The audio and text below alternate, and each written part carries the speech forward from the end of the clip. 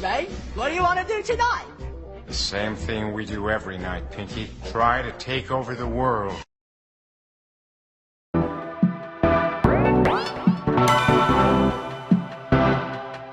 You might think that getting into the IT field is impossible without a computer science degree, but Tech Coach Ralph is here to prove you wrong. Get ready for some jaw-dropping revelations on how to break into this lucrative industry. Listen up, tech enthusiasts! Are you ready to break through into the IT field, but feel like you need a computer science degree to make it happen? Think again! Tech Coach Ralph has some exclusive, mind-blowing secrets to share with you. Get ready to be blown away by his jaw-dropping revelations on how to break into the tech industry without a computer science degree. So get your notepad ready, because Tech Coach Ralph is going to change your life forever. Buckle up, because you're about to embark on a journey to success in the IT field.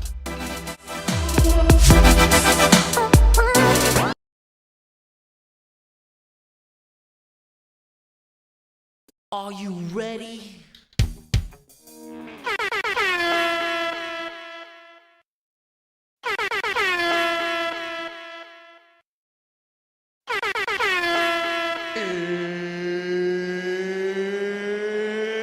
It's time!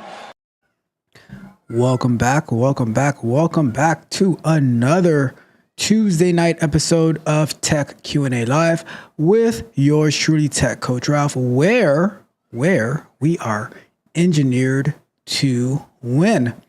Yes, we are. What's up, your car already in the building? What's going on? How was your day today? I guess it's like halfway through the day for you because it's only it's 4:40 over in the West Coast. How are you doing? Welcome in, everyone. We are in it to win it. Today is July 16th, 2024. How are we all doing tonight? So happy to have everyone here.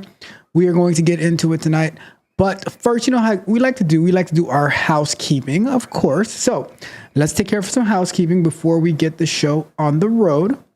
So I always like to start off saying thank you to all of the new subscribers, the old subscribers, those who are very interactive, those who watch from the shadows. I appreciate you all. You guys are the absolute best. I appreciate you. And I want to give a big shout out to the tech savages, all of them out there, the tech barbarians, the tech prodigy plus, and the tech explorers.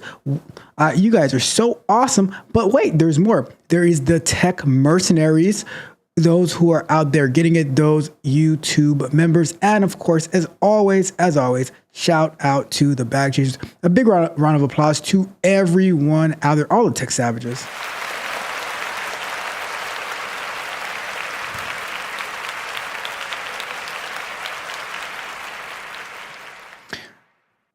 So if you haven't done so yet, do me a big favor on your way in. Like the video, share the video, subscribe to the channel, hit the notification bell so you can know every time that we go live and drop new content.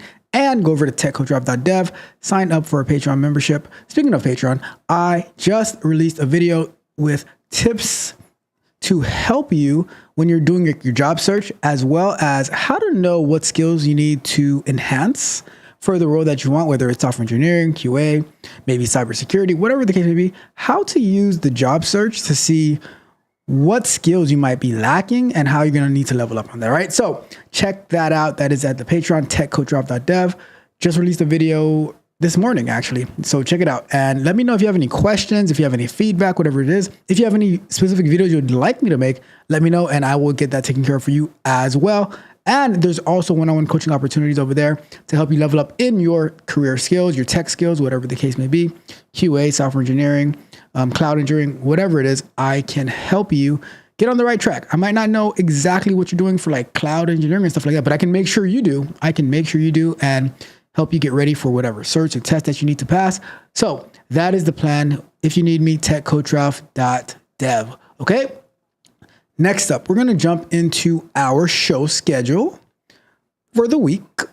You know, it's the same pretty much week to week. We just cover different topics and, you know, we figure it out as we go along, just like we did last Thursday. Thanks to my good friend Yakar giving us some excellent ideas. So what is our live show schedule? our live show schedule, let's start off on Sundays. Sunday afternoons, we are working our way through software explorations. We are learning Terraform together. This past Sunday, we were working on Firebase and Terraform, and we're going to continue that this coming Sunday. We're just here to learn. We are just here to learn.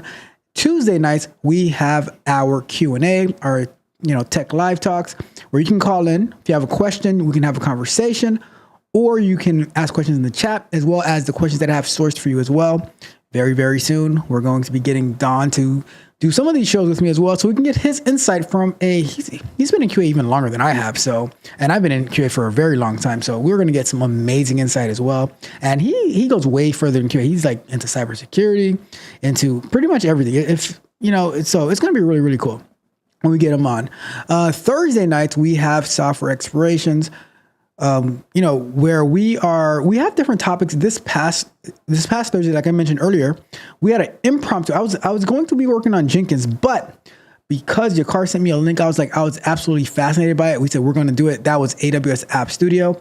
This coming Thursday, we're going to get into part 2 of AWS App Studio. We're going to see if we can customize the app that we started to create with it. We created in 10-15 minutes. So we're going to continue that, see what else we can do with it. How does it work? All that cool stuff. So you definitely want to tune in for that, especially if you are not the most, let's say you have some technical skills, but you're not a software engineer where you can build your own application. Well, maybe AWS App Studio can help you. So come and tune in and see what we're able to do with it. And even if you are technical, it still can, even if you are a software engineer, it could still add tons of value to you. So check that out. Come and join us. And then we have our morning shows, Mondays and Wednesdays. Right now, we're starting at 6:45 a.m. Yes, 6:45 a.m. That's my workout. That is my workout. That is my mental workout for the day, where we get it started and we are off to the races for the rest of the day.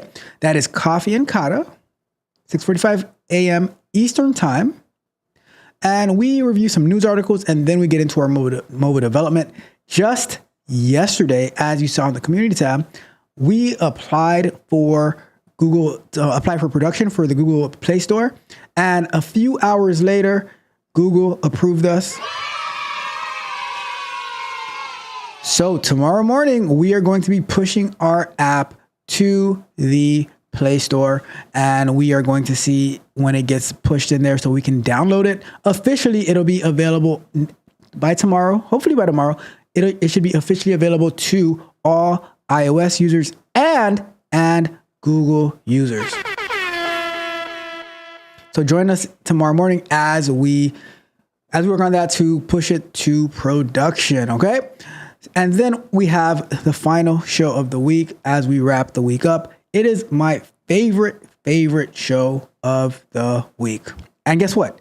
It's not even technical. It's the Men Lie, Women Lie, Numbers Manipulate, and that's where we break down the weekly economic numbers. It's already been scheduled for this coming Saturday. We start at 9:15 a.m. This past Saturday, we had a great time breaking down EBITDA.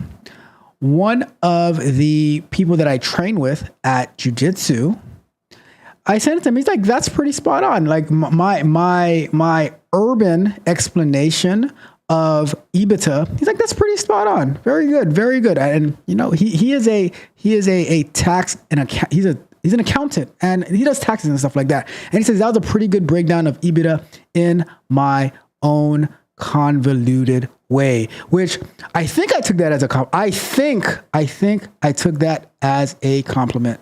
Congratulations, you played yourself. All right, now, let's jump into our pre-recorded content. Mondays, we have candid conversations. We spoke yesterday about, would you rather win or be right? So many people, they just because they have to be right, they end up losing so badly. Instead of let's figure something out. Let's work it out, because I'd rather win. I don't always have to be right. I mean, usually I'm right, but I would also rather win than be on the outside looking in. But, at least I was right, though. At least I was right, though. And then on Wednesdays, we have our software explorations, concept and overviews this coming Wednesday. Because last Thursday was so impromptu, I said, you know what? I'm going to do a presentation on AWS App Studio with generative AI and how it works, all the ins and outs of it, so that we can lead into this coming Thursday as we continue with a much better understanding of the whole application and how it's used. So that's what we're going to be doing tomorrow. I'm going to schedule that after the show.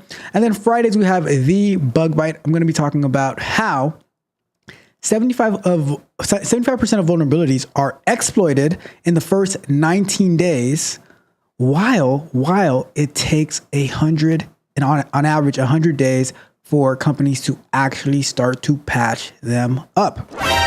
That sounds like a major, major fail to me. And then throughout the week, which I have to get better on this one, we have shorts, which not really, but I have to start posting those shorts again.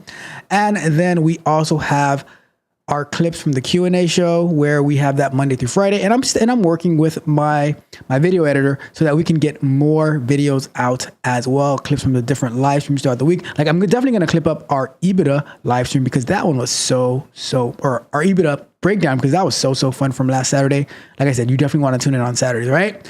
So that is all of our content, our pre-recorded, I think they call those video on demand VODs, but that's our pre-recorded content as well as our live show schedule. Whew, that was a lot. And with all that content that I just shared with you, if you haven't done so yet, then you have to like the video, share the video, and subscribe to the channel. Hit the notification bell so you can know every time that we drop this dope fire content. All right.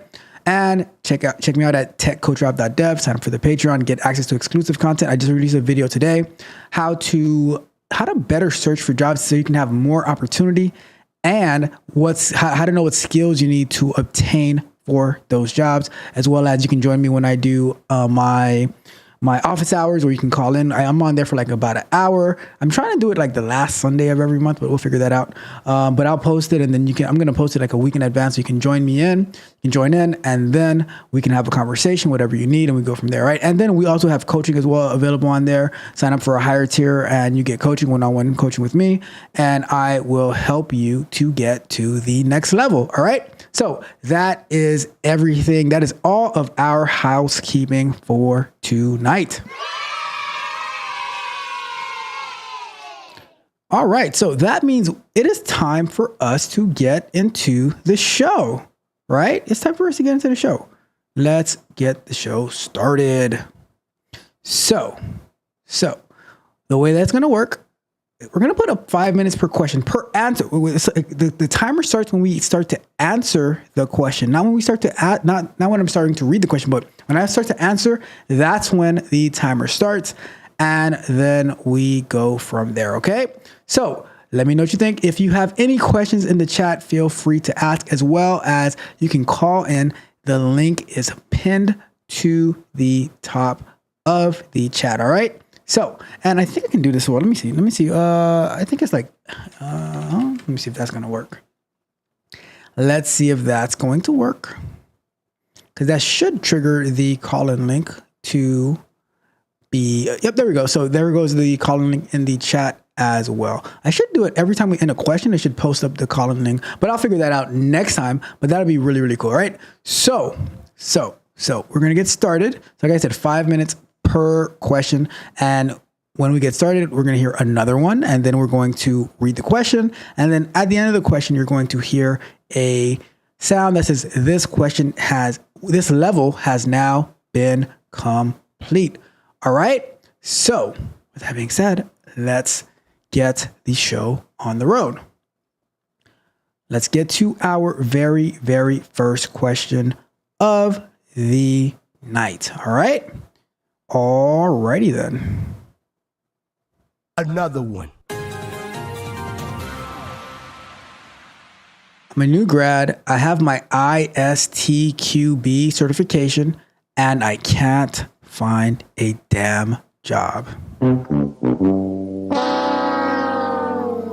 So this one reads, you know what? Before I even do that, I forgot to Forgot to turn on the call-in link. Give me a second here. We're gonna start that. We're gonna start that one over again because I have to. If I have the call-in link, then I have to turn it on, right? I have to turn it on. Always forget to do that. Let's do that.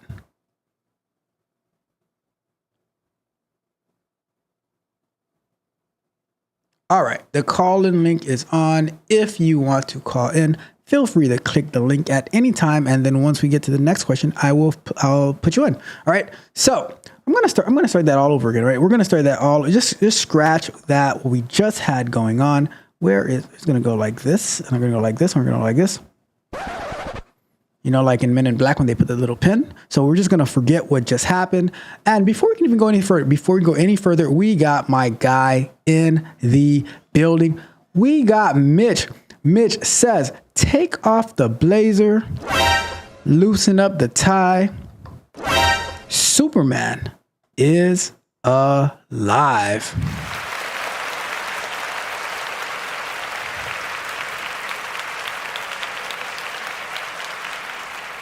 Welcome to the show, Mitch. So happy to have you here. As always, the show does not get started until that's why we have to go back, because we knew Mitch was coming and we had to give him the proper introduction. All right. So with that being said, we are going to get going. We're gonna run that back. You know how when you get blown out on in a basketball game on the court and your team is feeling salty about it, you like run it back. Oh, but they had downs. Just start over again. Just start over again. Like this, we're not doing that. We are not doing this. So we had to run it back. We are starting again right now. All right, let's go. Another one. So this one says, just graduated, ISTQB certified, and I can't find a damn job. All right. So it says, I'm a recent computer science graduate. A few months ago, I started learning software testing, quality assurance. I have ISTQB, not V1, not V2, not V3, but V4 foundation level.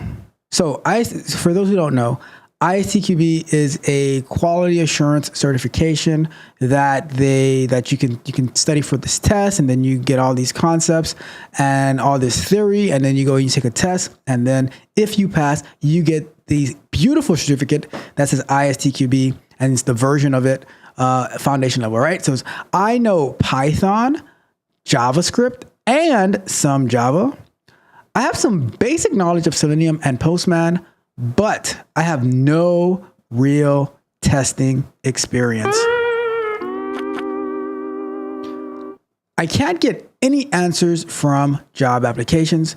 Everyone recommends Java. Should I continue with Python and JavaScript, which I am better at, or should I continue with Java, TestNG, and Cucumber? How can I gain experience as a tester or create projects to put on my resume or on GitHub? I just have a simple Selenium test automation project right now. Well, that question seems right up my alley. Let's get the timer started. So, first and foremost, although you're a computer science graduate, right? I guess the question is, number one, how does your resume look? Number two, did you do any internships while you were in college? Number three, how did you get into software testing? And what made you go and get ISTQB V4 foundation level? What made you get any ISTQB? Right. So I think it's good that you know Python and JavaScript. If you know Python and JavaScript, I would recommend then that you also learn Java if you want to be doing automation, because while I think I had a breakdown of this the other day, but while Python and JavaScript are good for Selenium and stuff like that, I still believe that Java is the most desired one for Selenium. And being that you're a computer science graduate and you know coding, you should be able to pick up on Java. And a lot of times people also, they try to go to the route of least resistance. But if everyone knows Python and JavaScript, then you're going to be fighting for the same jobs with everyone else, while Java is a more complex language, and you should be able to pick that one up and stand out. Now, say you have a basic knowledge of Selenium and Postman. Well, I'm going to tell you that that is going to be a problem for you, because you need to have like, depending on the role that you're trying to get into, right? You need to have a strong understanding of Selenium, automation, things like that. And you also need to have a strong understanding and knowledge of API testing, which most API testing is done through Postman manually. You're also, like, with Java or Python or JavaScript, you can also test APIs in an automated fashion, which is my number one recommendation. Now we get to the real problem. You have no real testing experience. And you're probably thinking, like, well, how do I get testing experience? Being that you are a computer science graduate, I would suspect that you have built some type of application before. And I think one of the biggest mistakes that from what I've seen from people who are coming out of college, especially for computer science, they don't really do unit testing. And it goes further than college, because people who take boot camps, I haven't seen an online course or a boot camp actually teach unit testing or testing in general. So I think that in order, like, to get quote unquote real testing experience, it's going to be hard to get real testing experience if you're not working on a real application. Because you could easily go and to, like, one of the first videos that I did on YouTube was automating Uber Eats and automating what else did we do? We did maybe DoorDash and stuff like that. But it's not going to give you that real experience because you're not in the day-to-day process. Hopefully, like, being a recent computer science graduate, hopefully you have some other friends who are computer science graduates as well. And let's say you were to get together, like, and you were to build an application, and you say, okay, let's actually mimic the whole entire software development lifecycle, where I'm going to be the QA person, you can be the software engineer, whatever the case may be, and then you actually write stories. And you point them just like we would do in Scrum. We have the meetings. And then you actually work, like, as a developer is working, you write your test cases, your test plan, and you also test it in the same manner. So that means you're going to test it. You're going to write your automated tests, do your API tests and things like that. To me, that is like working on a real application, coming up with something that can actually put value into the world is the premier way, outside of actually working for a company, to get real testing experience. Many people, they neglect doing that. And I think that is so detrimental to your growth and your development. So now you ask, should you continue, everyone working in Java, should you continue with Python and JavaScript, which you are better at, which really doesn't matter if you're better at it or not. It's not what you're good at. It's what is going to get you to where you want to be.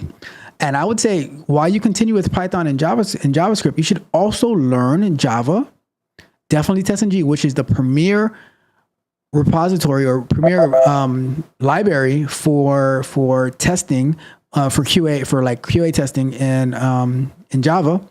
And then Cucumber, you could, I mean, that one, I don't know how popular that is nowadays for Java, you know. But like I said, how do you gain real experience is by actually working on real things. So like, join communities, find people who are building something and they don't have any QA, and you volunteer to be the QA person. And now it actually gives you something that you can actually talk about. Something you can put on your resume, a real project. Guess what? Do you know how many GitHub accounts I've been to from seeing them on a resume? All right, I'll be honest. I do take a quick look at them sometimes because I'm just curious. But I'll tell you, most people they don't do that. GitHub accounts, if you're not building something real, they're just graveyards for code. Graveyards for projects that people work on that absolutely nobody. Because guess what? I don't have the time to go look at your GitHub projects, to go see your code and stuff like that. So if you're not working on a real project that you can say, oh yeah, this application was built and it's adding value into the world, and you can express that value, then and only then I might actually care about looking at your code behind it to see, okay, what type of test do you have in place? The first thing I do when I go look at code, I go look at the test, because the test tell me a story. Okay, so. And of course, make sure your resume is good. Make sure you have good interviewing skills and stuff like that. But that's just the basic. I mean, most people suck at their resumes, but it's still one of the basics. Those tips and tricks should help you to know what you need to work on and things like that. All right. So with that being said, let's wrap that question up.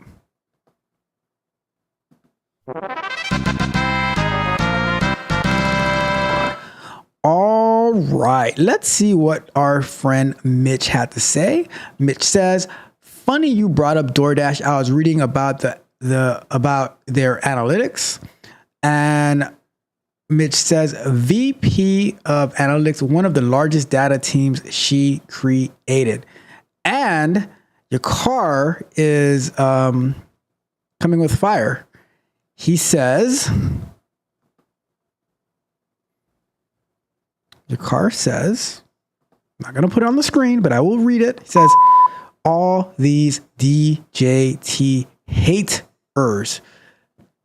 Get it out. If you have to get it out your car, you can get it out. All right. So, your car came in fiery today. He came in fiery today. All right. So we are going to get to our, and Mitch, tell me about the DoorDash. I'm curious to hear about that, and we'll read it in after our next question. Remember, if you want to call in, the link is pinned to the top of the chat, as well as it will be circulating in the chat as well.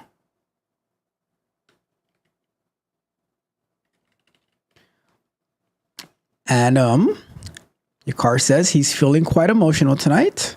I hear you. I hear you. We are here for you. We will be your support group. If you need anything from us, just let us know. All right. All right. Let's get to our next question of the night. All right. Let's go with one of these. Another one. When I first wrote this title, I just thought of 50 Cent, because he has a song, Nobody Likes Me, and that's okay. But apparently to the person asking this question, it's not really okay for them, right? It says, nobody likes me at work. So let's see what's going on with this person. Maybe we can help them, right? It says, disliked at every single workplace. I'm disliked at every workplace. The moment I arrive, I am assumed to be lazy, incompetent slacker based on my appearance. I have long platinum blonde hair and I'm young. At my last job, I had an older male employee tell me looks like a slacker straight to my face, while openly joking that I'll probably arrive to work intoxicated. That would suck. And this is supposed to be a professional office environment. One older lady said she won't last long at the job when she thought I could not hear her. Being treated like a moron. Wow, that's harsh. 24/7 when I've had more relevant education and experience than my coworkers is extremely frustrating and demoralizing. So I feel this urge to prove myself and demonstrate they made the right decision to hire me. So it's making you work harder? Okay, cool. The problem is that overworking and trying too hard is a surefire way to become the office pariah. If you work through lunch and arrive early, stay late, and make others look bad, you'll be hated by coworkers or rewarded with more work by management. Don't threaten me with a good time. I feel trapped in a lose-lose situation. Even when I had brown hair, people still treated me like a moron and talked down to me from the second I arrived at the workplace. However, trying too hard and outshining others makes me absolutely hated by lateral workers. What are lateral workers? Lateral workers are people who are on the same level as you, all right? I even brought in candies and donuts to work, and one of my coworkers was so angry about it. He accused me of sucking up to management and was very hostile towards me. He would report me if I arrived 1 minute late to work. Well, if you're not 5 minutes early, then you're 10 minutes late. I'm just saying, all right? When him and his friend sauntered into I had never heard that word before. Sauntered in up to 40 minutes late on a daily basis. But of course, no one cares about that. The double standards were the most frustrating part. Welp. Well, let's see how this one goes, right? So let's throw up our timer. And first and foremost, I don't even know where to start with this one. So I'm going to say to start off with this, right? It is hard to believe that a person can be disliked at every workplace they go to, and it's not their fault. So whenever I see, because there's always a common denominator. Whatever problems you have from place to place that are similar, it's probably a you thing, all right? It's probably a you thing. I'm just saying. Bruh. Now, I don't think because your appearance, you should be assumed to be lazy or incompetent. But then again, how do you keep switching job to job? Now, here's my biggest takeaway from this. Because for me, I personally don't care being treated like a moron 24/7, although you probably work like 8 hours a day. So it's not really 24/7 unless you have 3 full-time jobs that you work daily. And then at every single one of those jobs, they treat you like a moron, which that's not nice. And I can understand why it could be demoralizing. But guess what? When you say you have the urge to prove yourself, I think that urge to prove yourself is a good thing. Every single day that I wake up in the morning, I feel the urge to prove myself. But to who though? To myself. Because guess what? At the end of the day, like we always say at the end of the show, yesterday's price is not today's price. And today's price is not tomorrow's price. So I couldn't care less what I did yesterday. It's all about what am I going to do today? We the best.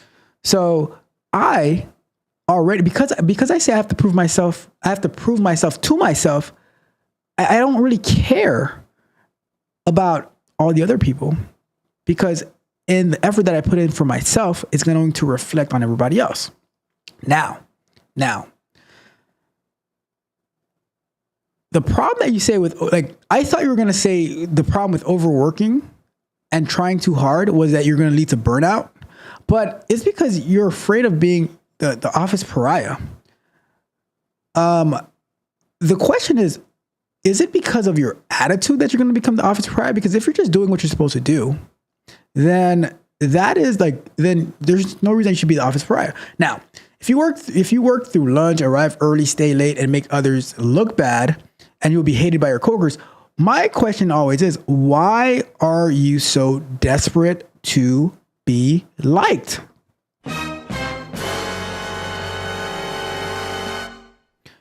It reminds me of when we were in school, elementary, middle, high school. And the people who were the smart, hardworking ones with their parents made sure that they got their homeworks done, knew their timetables and stuff like that, where they were afraid to shine and to show off that they actually put in the work, while 90 to 95% of the class didn't. And now you are afraid to, answer questions, raise your hand and stuff like that, because you don't want to be hated by your classmates, which sounds like the same thing that's going on over here, or rewarded with more work by management. So I'll tell you this. In the same way in the school analogy, when you were rewarded like with more work because they expected more of you because you were smart. But look at the long game. That gave you the opportunity to go into gifted classes, to finish school early, to get bumped up a grade. In the workplace, it can lead to promotions, to management, if and only if you have the character to match. Character plays a big role. So if you are a pariah, then that's different. But if you are just working hard, making sure you get things done, you keep your head down, do what your boss needs. You speak with your boss on goals. Then the way that I feel about it is I don't care what other people feel about me. Because at the end of the day, it's just their feelings. And I would rather win than be loved. That's just me. I could be wrong, but I'd rather win than be loved. So you say you feel like you're trapped in a lose-lose situation and trying too hard to outshine others. I don't think you have to try hard to outshine people at all. I think you just have to do whatever you have to do to win. And if you're absolutely hated, well, somebody told me that if you do not have any haters or dislikes, then you're doing something wrong. Then you are doing something wrong. All right. So with that being said, I think that you should not focus on, you shouldn't focus on anybody else, right? If somebody accuses you of something, cool. If you just keep doing what you're doing, keep your eye on the prize, and the prize is victory, not to be liked or loved. Get the job done and then go your own way. Do I make friends and am I cordial with people at work? Absolutely. Is my number one priority to be friends? Then no. The priority to get the job done, add value, make money, and then everything else from there. So I think if you realign your thinking, you're not looking to be loved or prevent to be hated. You just do your job, do it well, get in, get out. All right. That is my thought on that question.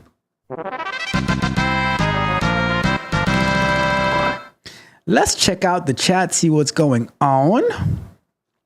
We have Struggle Security in the building, says hello. Hello to you as well. How are you doing tonight? I appreciate you. Welcome to the show. Welcome to the channel. It's a pleasure to have you here. All right. So let's see what's going on in the chat, because it seems like somebody chose violence. I mean, your car already chose violence, but let's see what we got going on. Let's see here. So Mitch says, one of the biggest and most impactful data teams in tech. That's awesome. That is awesome. And it says, let's see. It says,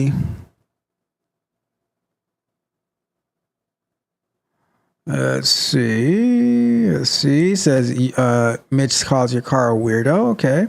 And your car says, with the biggest data team in history, DoorDash is still not successful.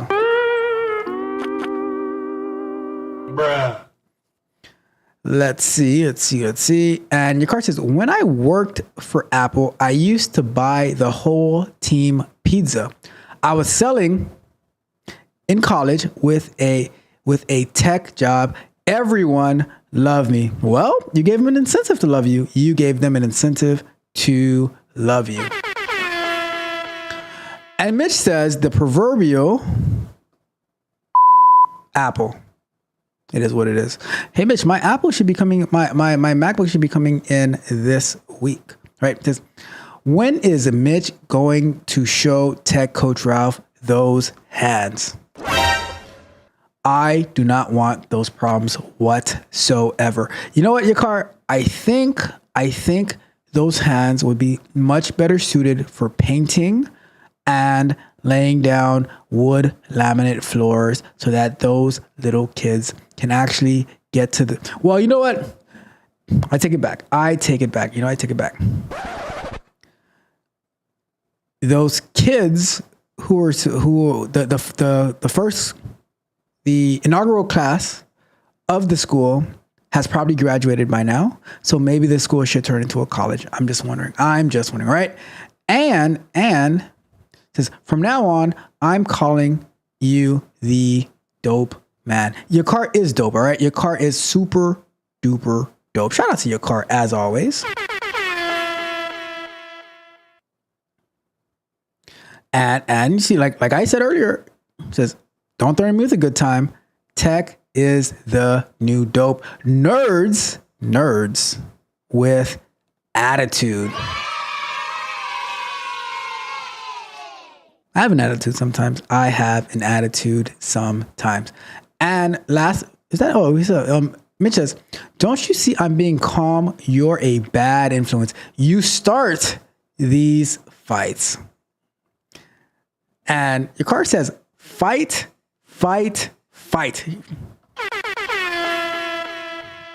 Let's get it. Let's get it going. All right. And it says, the price of tech is going up as always. And Struggle Security says, doing well, just getting some work in this evening. The grind never stops. I wonder if this is, it sounds like Ferris. It sounds like, are you Ferris or do you know Ferris? I don't know. Let's see. So it says, when I look in the mirror, the reflection is referred as Tech 9. Tech 9. That's hilarious. Tech 9. And it says, do you all talk about cybersecurity over here, or do you all just discuss the subjects in the video titles? We can talk about anything that you would like tech related. If you have a question, I mean, I am not the most cybersecurity person. I'm by day, I'm a QA engineer, right? So I can answer cybersecurity questions from a QA engineer perspective. We do have Ferris somewhere who is in cybersecurity, who and actually went to school for cybersecurity. I think he got his master's in cybersecurity. So you can definitely check out his channel as well if you have particular cybersecurity questions. But you can ask anything that you have here, and I will make sure to help you out as possible. All right. And Mitch also says the proverbial MacBook. Well, it's a MacBook Pro. All right. So let's put it like that. Right. And your card says incentive. And it says Ralph is so mean.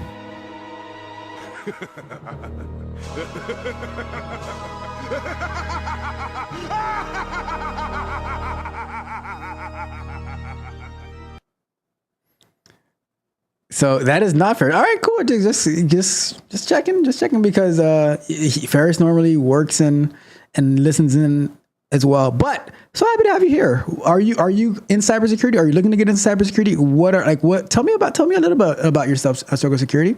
Very, very happy to meet you. Oh, there he goes. There he goes. It says, I'm in the cybersecurity field as well. That's the content I make on the channel, hence the name for sure. Just checking out the greater tech community. Oh, awesome. So happy to have you here. Yeah, I mean, I have spoken about cybersecurity in the past.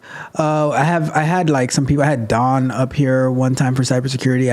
I used to do some shows with Socks, but he's been like super busy lately. But yeah, so I mean, that's cool. I'm gonna check out your channel after the show because I would love to see about your channel, see what you're talking about, and then maybe we can speak. Maybe we can speak. All right. And your card says I do cybersecurity, and Ferris. Mitch Job has them do some security things as well. Yes, Mitch provides physical security. So when the school is getting built, he's there to protect it. But yeah, that's really cool. And that's the thing about cybersecurity. Everyone plays a part in cybersecurity, or should at least, the same way as quality. So yeah, that's really cool. I'm very curious to see more about your show. So that's awesome. All right. So let's get to our next question of the night. Why not? So let's go over to let's go over to here and we're going to kick off that question. Another one. Should I fight my manager? Should my manager catch these hands? For playwright. What? Really? All right. So let's see what is this all about. Let's see what this is all about. All right. So for those who don't know, playwright is an automation library. It's in Java. It's in Python. It's in JavaScript and TypeScript. It's in I think it's in C# as well. I could be wrong. Right. But should I fight for playwright? So long story short, which is still pretty long, but my company hired a new test manager. I'm currently the only test engineer in our business unit. I currently have some API automation in Robot Framework and integration tests that use Robot Framework as well. But of what I call is custom Python code. We were going to outsource our front end automation, but now it looks like we will have to do it in-house. We are working on a new product and our front end isn't very far along. We are a .NET shop. The new test manager wants us to use Selenium. My front end automation is pretty limited in a couple of years at a Ruby shop 8 years ago. So let's assume I have to learn everything from scratch. Doing some research, it seemed Playwright might be a better option. I made the suggestion, but my manager wants to do Selenium. I think it's because it's her background and she says that we don't have anyone that knows Playwright and its community is very, very small. I probably have enough pull at my organization for at least my project to use Playwright if I want to challenge her. My question is, for people who have knowledge of both tools, should I push for Playwright or just let us use Selenium? Well, let's start our timer about this death wish that this person has. So this question should be called how to make an enemy in 5 minutes at work, right? And how do you make the enemy? You make that enemy by challenging your brand new manager. So, do I have experience in Playwright? I have some. We've done many streams using Playwright here on this channel. Do I have experience in Selenium? Absolutely. I've been using Selenium for the past 10 years now. But because we're at an impasse here. Your manager, your brand new manager, they like Selenium. They're familiar with Selenium. You, because you don't know Selenium and you barely know Playwright, you don't even know Playwright. You've just been doing some research and you're like, well, this one seems cool. Then you're like, well, should we get into a fight? Should my manager catch these proverbial hands? And I'll tell you this. You can exercise that pull, but in the long run, you're going to find out what the 5 fingers said to the face. Bruh. And why is that? Because why do you want to make an adversary to your manager? To me, here's my thought. If you cannot convince your manager on why you should be using Playwright, because she is right, the community for Selenium is much, much larger. Playwright is fairly new and it's growing, but it does have some things that are better than it in Playwright than in Selenium because it's newer. But the community, especially like if you want to be able to do like Selenium grids and stuff like that, which you probably don't even know because you don't want to take the opportunity to look into it. Selenium grids, we're running it remotely, do mobile automation and stuff like that. It depends. So what I'm saying is that you should be allies. So many people, they like to take this confrontational approach. Instead of being allies, instead of working together, instead of bridging the gap. But the first thing that you're gonna do to your manager is go behind your manager's back and exercise some type of leverage you think that you have. How do you think that's gonna go? If your company hired this person to be your manager, And now you're sneaking around them, talking about, oh, they don't know what they're talking about. I want to just have my project use Playwright. Here's the problem with just your project using Playwright. Now, if you need some help, who are you going to go to? You're going to go to your manager? And your manager is just going to laugh in your face and say, you know what? Because you went behind my back and you put yourself in this situation, and now you need to find your way out. And then she is going to make your life it's going to be a living hell. And you're going to be like, I hate it here. I want to go home. And then she's going to be like, well, maybe you should switch to Selenium. And now all the work you did in Playwright, you're going to have to switch over because you took an adversarial approach. Now, all that work that you're going to have to do, you're going to be like, I'm in a bind, Nate. But guess what? Nate will not be able to save you because Nate does not know Playwright either, right? It's going to be tough.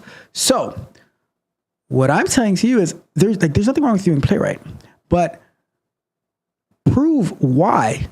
Create a where you have those 4 quadrants. It says, why is this, like, you compare the two. And at the end of the day, if your manager says, all right, let's do Selenium, then do Selenium. And then you can actually point out the flaws and the limitations. But guess what? It's still very, very important and essential for you to learn Selenium as well. Because if you are a QA engineer, Playwright is awesome.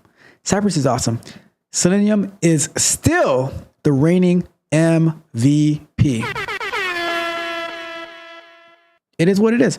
And for me, while I think Playwright is cool, Cypress is cool, I still want to have the knowledge and the skills of the most popular application. So why would you put yourself in the position to go on a PIP?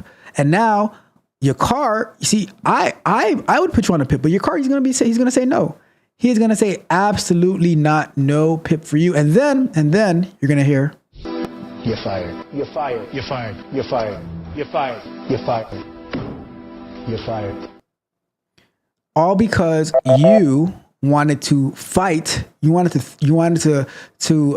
throw them hands with your manager, and it was totally unnecessary. Why don't we work together as opposed to working against each other so that we can be victorious as a team? All right. So should you fight your manager for Playwright? My advice would be not fight, communicate, make your case. But at the end of the day, that is still your manager.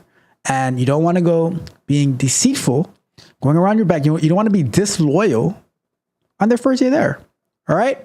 All right. So Congratulations. You played yourself. as your car said, all right, let's wrap that one up.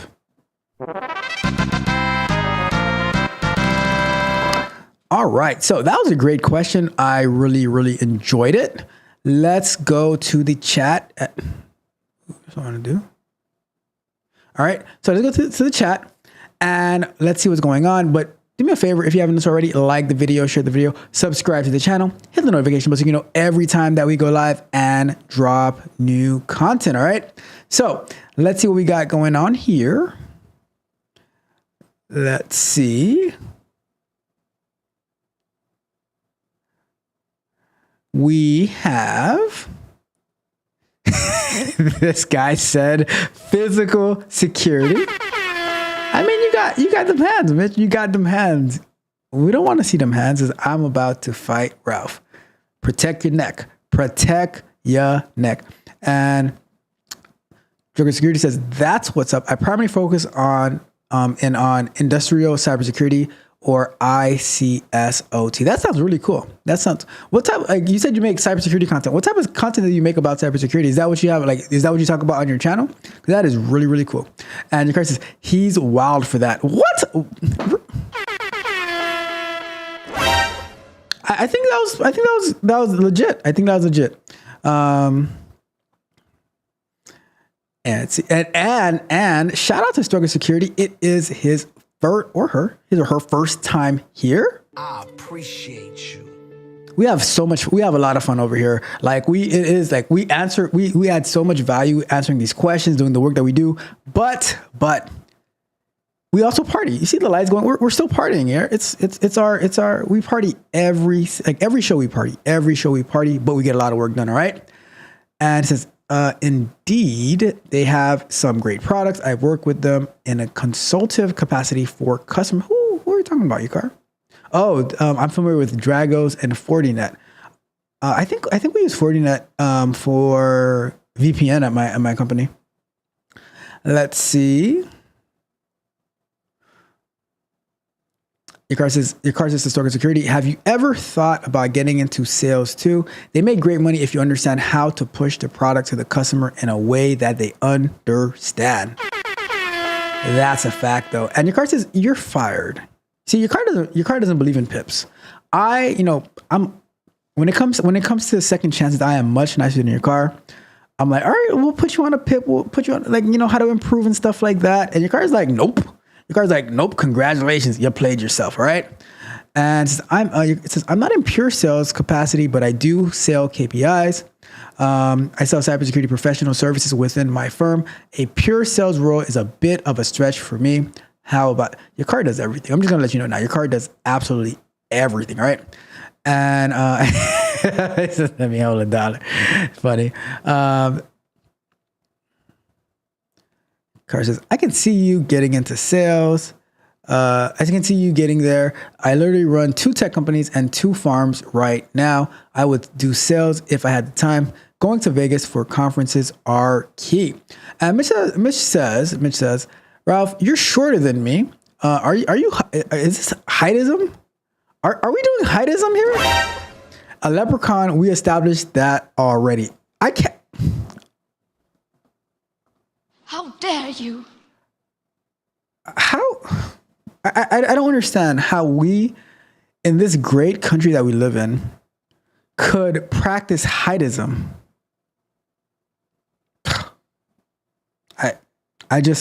I'm baffled. I am baffled by you, Mitch. Heightism, really? Heightism is this what we're doing here, Mitch? Terrible. I thought you were better. And it says, yep, cybersecurity is what I talk about on my channel. I'm just, you never know. It just said struggle security, but I figured, but have to get a benefit of the doubt. And it says, let me see. I don't know what Mitch said, but he says, you got kids. All right, let's see. It's so silly. All right. And it says, I can sell water to a well. Well, it's probably a dry well. It's probably a dry well that needs some water. And I think it's a way.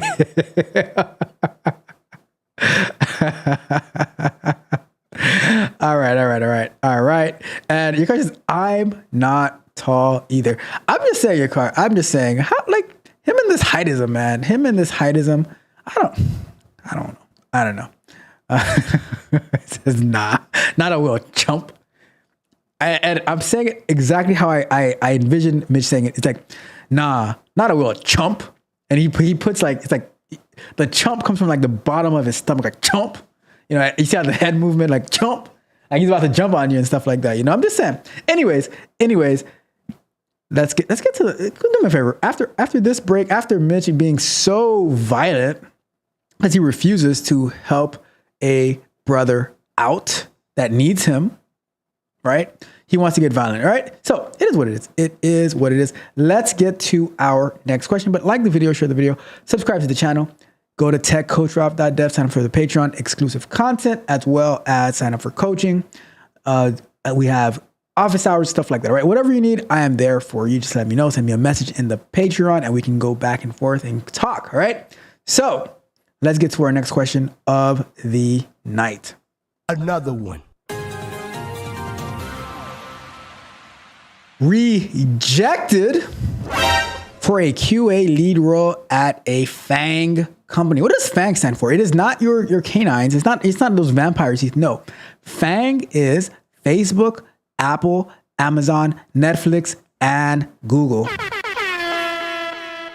When you work for one of those companies, you are considered to be one of the top tier tech workers working for a FANG company. I wonder how come Tesla doesn't make the list. Is it because it would like not sound cool? Because let's say you put like Fatang, Facebook, Apple, Tesla, Amazon, Netflix, Google? No, that doesn't work. Fent? I don't know. Where'd the T go? But I think Tesla should be added. Tesla has 140,000 employees. They should be added to the list. No, I don't know. I digress. I digress. Oh, struggle. We're gonna have to, you know what? I'm gonna have to show my my stash account. See, but we'll get back to you struggle. Anyways, let's get the question going. Because just now heard that they rejected me for a manual QA lead role at a fan company. Well, that's the first problem. I don't believe there's manual QA roles at fan companies anymore. I have all the experience and answered all the questions to the best of my knowledge. That's another problem. You answered it to the best of your knowledge. You don't even know if you're right or wrong. The interview flow was good, but don't know what else they are looking for. That's it. That's your question. That is your question. Well, I can tell you this. They're probably not looking for someone who's. Let's start the clock. All right. Let's start the clock. All right. You don't know what else they're looking for. I can 97.6% guarantee this, right? They're definitely not looking for a manual tester, for a manual QA person, for a lead. What the? Are you gaslighting me here? A manual QA role, a lead manual QA role at a FANG company? Does FANG even believe in manual? I'm just saying.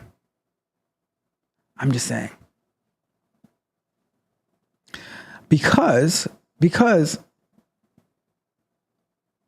with the movement towards AI and automation and stuff like that and robots, you're still trying to get a manual QA role. To me, that's the problem. You need to focus on automation. API automation, UI automation, mobile automation. Because I'm telling you the truth.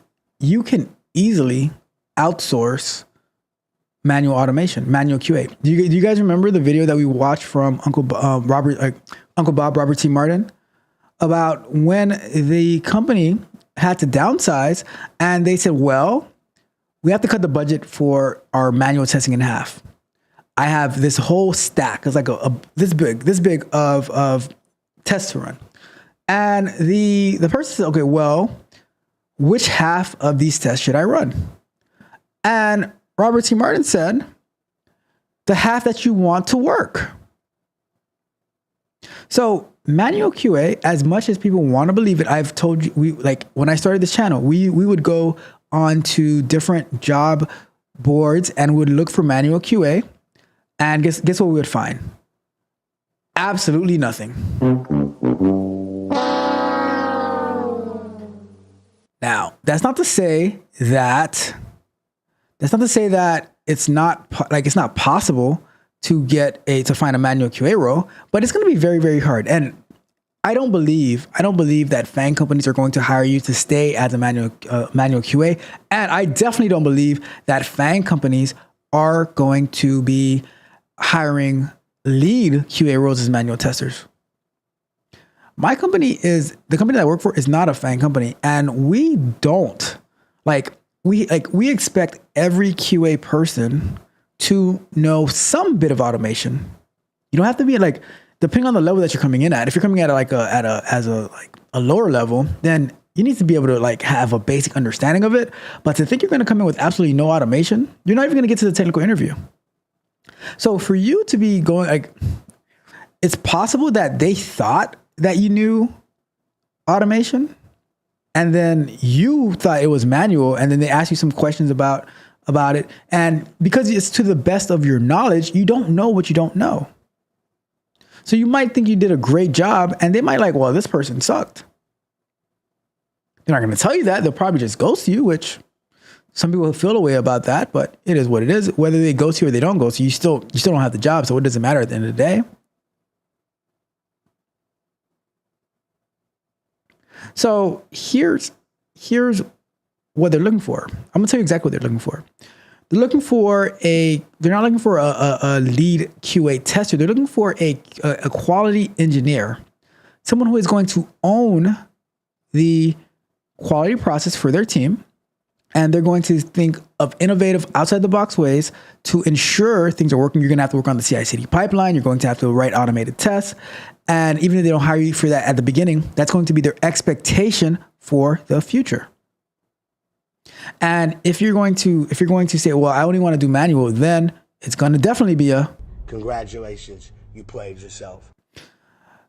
You need to separate yourself from everybody else. You have to be an excellent tester manually. I mean, it's whatever I call it comprehensive testing. But you have to be excellent at the core, and you have to be great at automation. You have to be very innovative, critical thinking. The heart of QA is critical thinking. Thinking of all the ways that things can go wrong.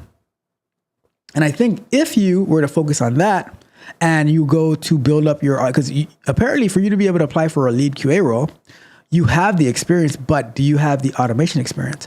And I think that if you're going to be applying for these high level companies, because from what I heard, all these companies, they're telling you got to do lead code and stuff like that, even if you're applying for QA. So you need to come correct, not looking to only like focus on manual. Because you can have great interviews, but you don't meet the criteria. And I think that might have been oversight on your end. All right. So that's why I think you got rejected for the QA lead role at a FANG company. All right. All right. Let's address this here. All right. So it says that your car says, Jay-Z, you don't know. I'm a hustler, baby. I'll sell water to a well. Wow. Mitch, you should be ashamed of yourself. You have your car from Texas and California letting you know what Jay-Z lyrics are. Terrible, terrible. I would expect more from you, Mitch. Mitch says, did you hear that though about DoorDash, what I said? And says, Jay-Z is my guy. They're besties. Best to ever do it. But I don't care what he said. I said what I said. Oh, goodness. And all right, so here we go. Struggle Security says, Tesla isn't profitable. Take it back. All right, take it back. Take it back, Struggle Security. Nope. We're not doing this. We're not doing this. All I know, my Tesla stocks be booming. You know what? Just for Struggle, I'm going to check my Tesla right now. Watch you. I'm gonna go log in, and then we're gonna see that it went down drastically. I'm just gonna end the stream if that's the case, right? But let's see. What is my Tesla at?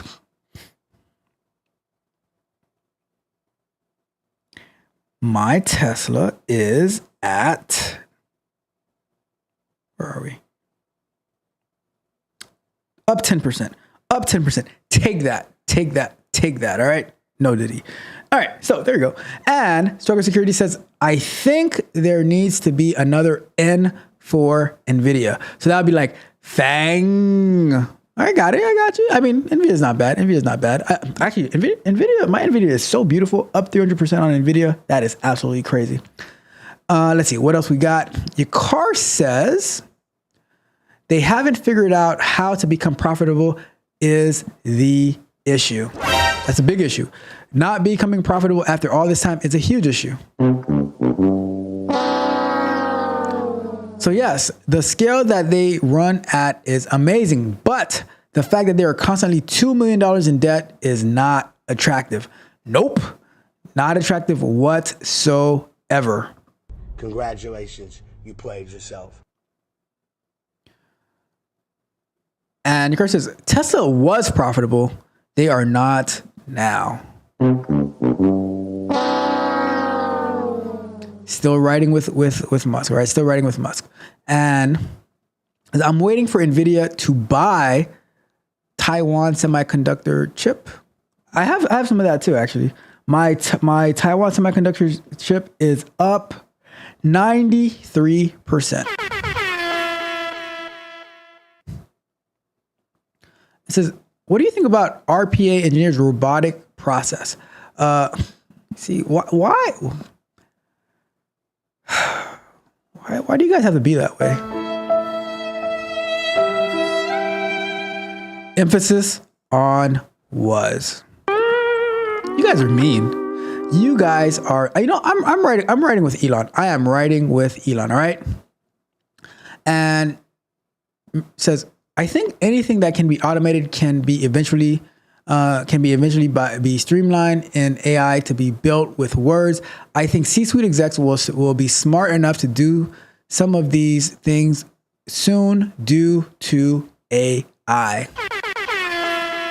And I will be the one who's building it, all right? And it says DoorDash was never profitable. That was my point. Okay. See, that's why your car is the man. Had my heart breaking for a second over here. And because I saw someone sleep in a Tesla yesterday on Parkway. Never saw that up close. I sped up real fast away from that wasn't gonna hit me. I sped up real fast away from that wasn't gonna hit me. Did you see the young lady in California, a software engineer who was living in her Tesla? Then they had the other lady who was living in the campsite, living in her I think it was like a 2003 Chevy Cavalier. She had no business living in that Cavalier, to be honest with you. I'm just saying she had no business living in the Cavalier, right? And says Ralph be feeling left out sometimes. But you know what? Just take Mitch off the screen because we have Don in the building. He says hello world, and he wrote that through code. What's up, Don? When are we doing the Q&A show live? Let me know. When are we doing Q&A, right? And your car said they were sleeping and the car was driving. And one of the things that my greatest fear of living in your car is that your home can be stolen, which is not good, right? I understand some people have to live in their car because of circumstances, but if you're a software engineer, then I would probably recommend that you don't live in your car. There's people fall on hard times, I get it, but try to avoid living in your car, right? And so Chris says, I see it all the time in LA traffic. And Don says he is coming up soon. We are waiting for you, Don. It's been quite a while since we've seen you. It's been quite a while since we've seen you. And Don, your car is in California. Don, is in California. You guys are like two of the smartest people that I know. Mitch as well, right? Mitch gets an honorable. I'm just kidding, Mitch. Don't leave, Mitch. I'm just kidding. All right. I'm just kidding. Anyways, do me a favor, like the video, share the video, subscribe to the channel. Mitch says that I am sick. Sometimes, right? So we're going to, and by the way, you need one-on-one coaching, go to techcoachralph.dev. We will run it up together like we always do around this time. All right. So next question of the night. Let's get into it. Another one. Is it too late to switch to tech? So it says, just finished my bachelor's in civil engineering at the age of 29. But here's the thing. I'm not feeling fulfilled. I've realized that my passion lies in tech, and I'm seriously considering a career change. I actually thought about switching to IT back in 2022 when I was halfway through my degree, but the sunk cost fallacy kept me in civil engineering. So now I'm wondering, is 30 too late to start fresh? I'll be 10 years behind my peers who are thriving in IT. Has anyone else been in a similar boat and successfully made the jump? That is an absolutely great question. I have not been in a similar boat. I've always been IT, but I know many, many people. So we're going to start the clock. And I'm going to say this, right? 29, 30 is not too late to switch, right? It's not too late to switch. I always say that, like, there's nothing wrong. Like, I'm not too familiar with civil engineering. There's nothing really wrong with it if you can get a job doing it. And I don't know what the pay is, but the part that always hurts me to a certain extent is that people wait until they go through their whole college, they rack up the debt and all that type of stuff. And then they're like, well, this wasn't really for me. I want to make a change. And anyone can make a change. It makes it harder the further you go away from it, but it's possible. Now, is it too late to start fresh? Absolutely not. I know I am actually coaching, and I'm one of the greatest tech veterans I've ever had, who was a truck driver for about 13 years. They decided to go to school, also take a boot camp, join my coaching group, and then they landed an internship. And then they were doing so well at the internship, they said, you know what? We want to extend the internship until you graduate college. And then once you graduate, we want to offer you a full-time job.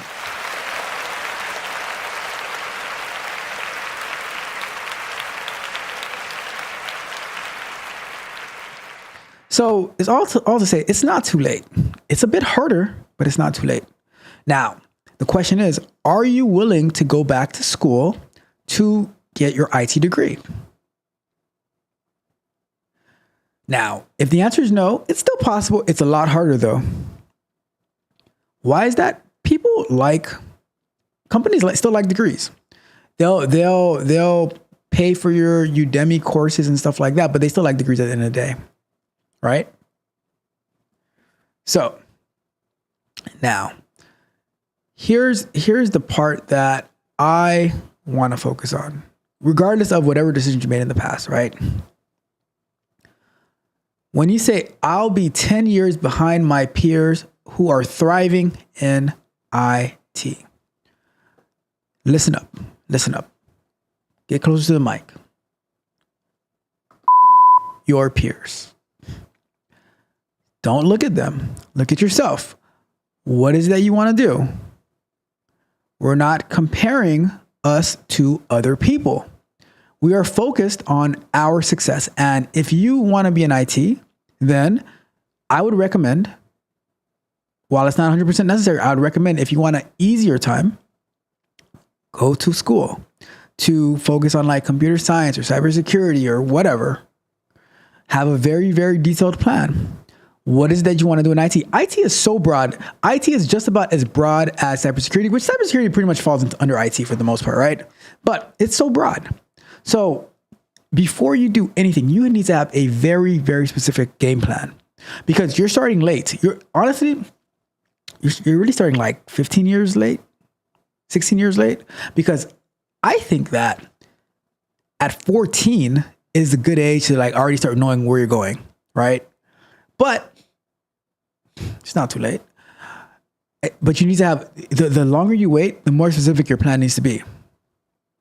So does that mean that I'm just going to go to take a general computer science? No. What I would say is know what you want to do. Like, let's say you want to do a software engineer. Go to school. While you're going to school, start learning the stuff you're going to be taking in school. Take a boot camp, like not even a boot camp, but like take an online course, like a Udemy course. Take a few of the Udemy courses that is going to prepare you about like. So you look at the curriculum of what class you're going to take, and you start taking those. You start learning about that. So you take a software development boot camp so that you can understand about object-oriented programming, stuff like that. If you're doing computer science, right? Because that is going to accelerate you going through school and going to help you understand the concepts and help you get a job. You need to be very, very focused. The longer you wait, the more focused you have to be. I honestly think you should be very, very focused at an early age. But, through circumstances, through us relying on our feelings, right? On our feelings. Where's my awe? We make terrible decisions, but we can fix those decisions. But I would say, I would encourage us to think less with our emotions, which that's not thinking at all. And we focus more on getting victory, right? So that is my thoughts. Be very, very, the longer you wait, the more focused and direct that you have to be. All right. That is that question. Let's check out the chat and see what we got going on in here.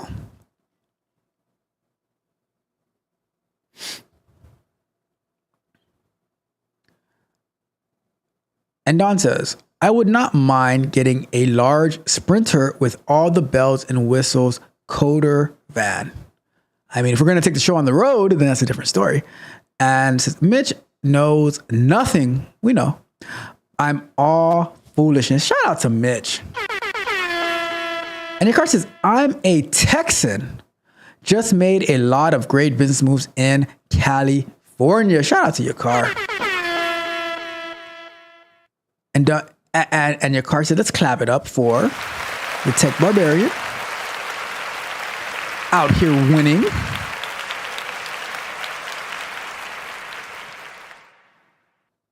And now even doctors have transitioned to truck drivers. Hey, whatever is whatever, And it says doctors to truck drivers? Interesting. And Don says, you will thrive at the things you enjoy. Tech in general is intense and stressful. You need to be okay with the first 2 years. You will be tested. That is true. And your car says, reminder, like, share, subscribe, click the notification bell. Shout out to your car. I appreciate you, your car. I appreciate you. All right. So let's see. Did he just say we know Mitch knows nothing? Yep. Your car, I'll hit you. No, I meant we know too. You're all foolishness. Come on, Mitch. Would I really say such a thing?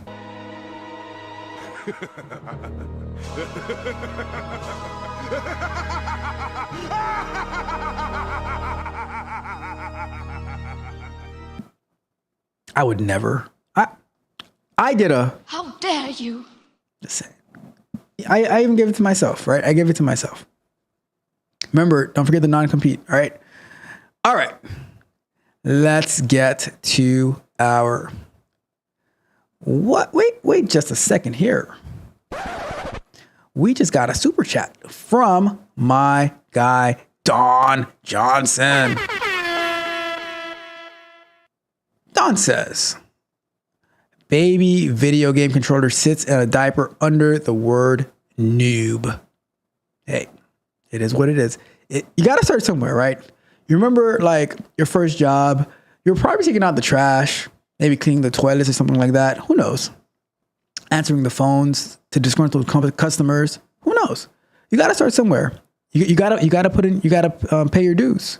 You gotta pay your dues. Shout out to Don with the super chat. I appreciate you. Appreciate you, Don.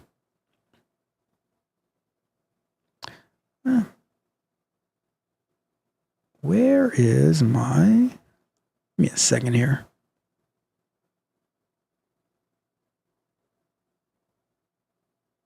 There we go. Put that back up. Cool. Perfect. All right. We are going to get to...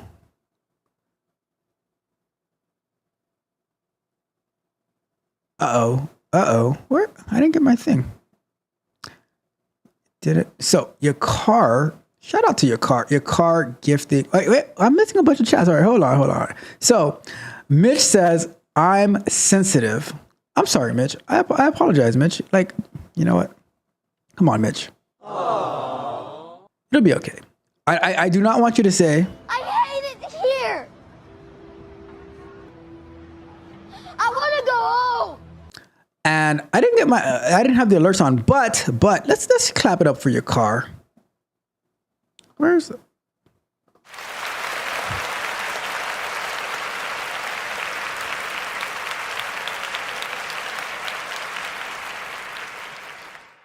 Just, you know what? We're just going to call your car Santa Claus because your car has given so many memberships. Blessing all these people. Shout out to your car. He said, dude, I don't know. It was a super chat from you. Oh, so it just shows a character code. Hey, I don't know. You know, Congratulations, you played yourself. I think we're gonna have to write another message to Ecamm. Anyways, let's get going. Like the video, share the video, subscribe to the channel. Let's see. Let's get to our next question of the night. Let's go for it.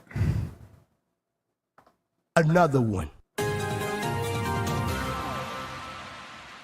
Should developers help QA? Donna's gonna like this question. All right, Donna, I think you're gonna like this question. It would be great. You know what, Don, you should click the link to answer this question. But here's the question, right? It says that a developer is not, I repeat, is not an assistant for QA automation. I'm a SDET/QA automation engineer, JavaScript and TypeScript. Also, I am helping people to learn automation. Almost all of my students are experienced manual QAs. One of the things I've noticed is what makes me nervous. I hear quite often from my students, a developer from my team said, and then phrase being continued with really weird statements. Another situation when developers decide what technologies to use for automation. I'll provide some examples.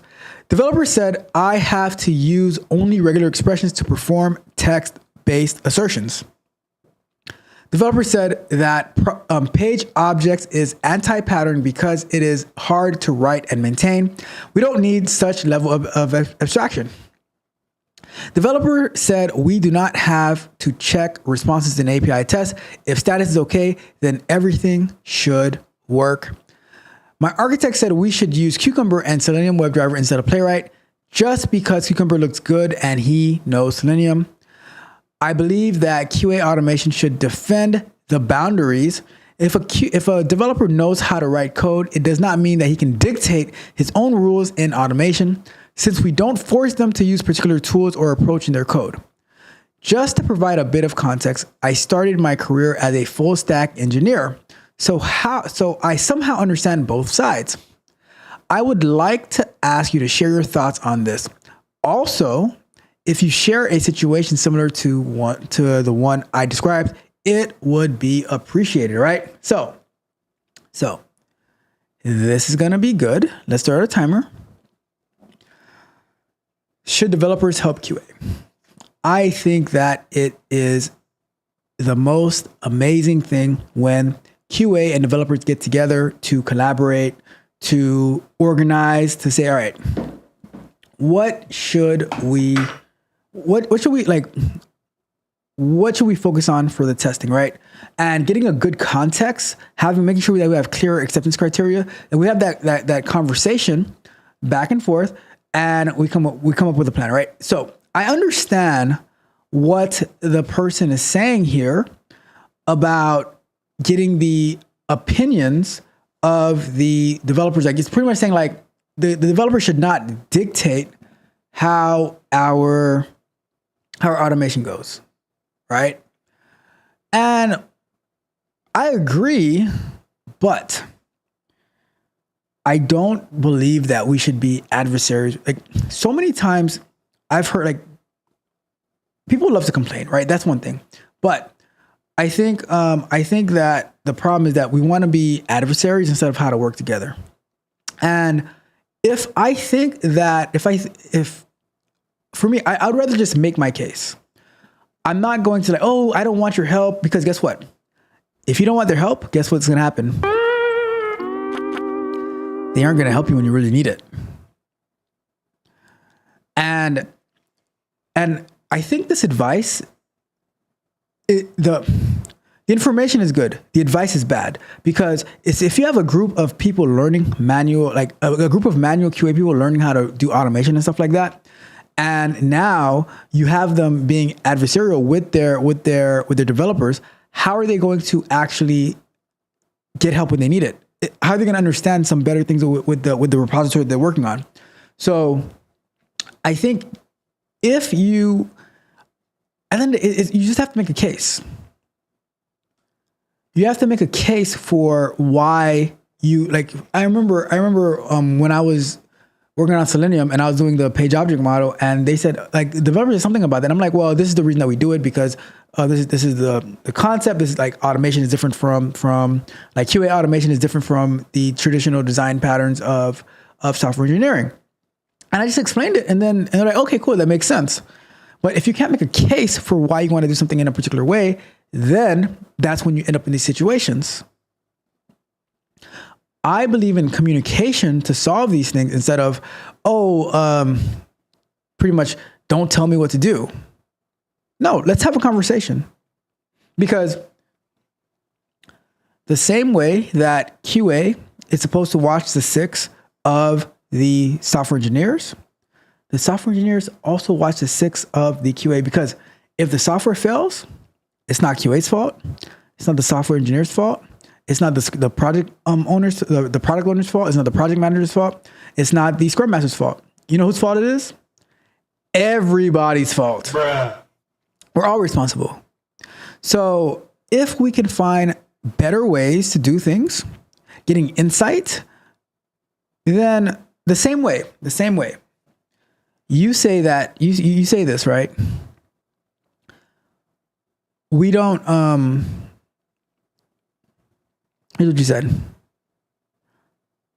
We don't force them, the developers, to use particular tools or approaches in their code, but you do offer insight in the application that you're building. There have been plenty of times that I said to developers, did you think about this? What about this situation? What about this scenario? Do you have unit tests? Are you going to take care of this through unit tests? Should I take care of this through automation tests? Should I take care of this through API tests? So I think that when we take that developer versus QA approach, or that QA versus developer approach, we set ourselves back, because now we want to fight instead of winning. I'll tell you a story real quick. Mitch is going to love this story if he's still here, which I know he is, right? A few weeks ago, we're playing basketball, and these two guys are on the same team. I kid you not. They're on the same team. And one of them says to each other, and they were winning. And they said, at the end of the game, when they're getting ready for the next game, I don't want to play on your team because I want to play against you, because you talk too much. I'm like, you guys are teammates. And they, like, the whole time they're on the same team and they're arguing back and forth with each other. And I'm just baffled. I was baffled by it. But I share that because the developers and the QAs are on the same team. And I think that we should do a better job at working together instead of working against each other, being adversaries. All right? I hate to say this, but can't we all just get along?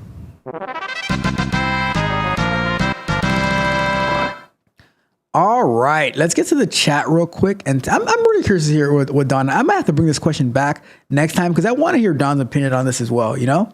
Let's see. So, Don says, it's all about Team QA and Dev War is so 2007, and that dev is just an angry troll. And it just sounds like me and Ralph. That's a fact, though. That is a total Total fact. It is what it is. It is what it is. But yeah, I mean, when was the last time I argued with a developer? I don't even know. And it says the page object model anti-pattern allows QA to make changes with little to no input needed because we now have reusable objects. And that's what I'm saying. That's exactly what I'm saying. I'm like, if you can just articulate that to the developer, then they're like, oh, okay. And then and I'm like, I'll just show it to you. And I'm showing this is why I'm doing this. And they're like, oh, okay. I never thought about it like that. And there you go. Right. I agree that developers should not dictate how QA works, but you should also make a case for yourself, because guess what? I have developers who write QA tests sometimes as well.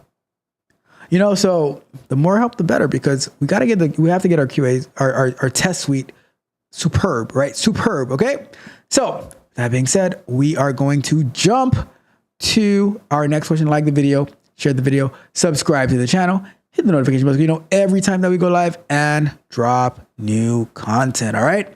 So we are here. This is a tough one. You know, I need some water for this one. I need some water for this one.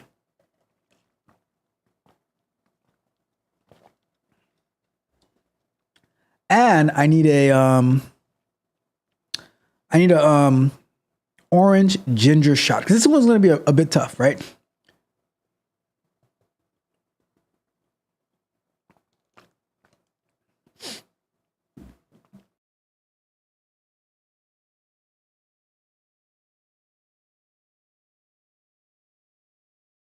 All right, so let's start this question off. Another one. I keep catching my remote employee sleeping.